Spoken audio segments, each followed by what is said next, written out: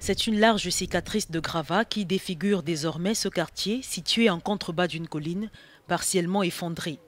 Anne-Marie Kaulker, directrice d'une petite école sur les hauteurs de Freetown, ne peut s'empêcher de pleurer en évoquant sa cinquantaine d'élèves portés disparus dans les terribles inondations de la nuit du 13 au 14 août en Sierra Leone.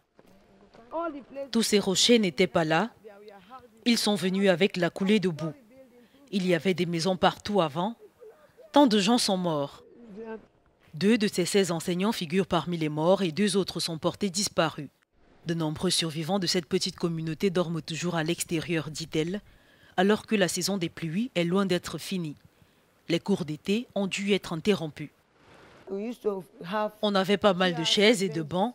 Ils ont tout volé à la suite de la catastrophe. Il y a des gens qui pillent et qui volent. Pour les professeurs de l'école qui ont perdu au moins 6 élèves, le cœur n'y est plus.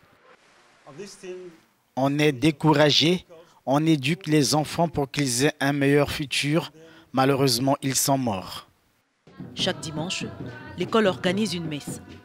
Pour les gens de la communauté, c'est l'occasion de parler de leur traumatisme et de se soutenir les uns les autres. Le pasteur nous a dit d'être patients, de nous aimer les uns les autres, que l'espoir n'avait pas disparu.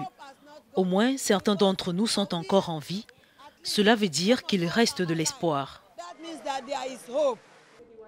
L'école Royal Kings International a été fondée il y a une dizaine d'années pour accueillir les enfants défavorisés du quartier.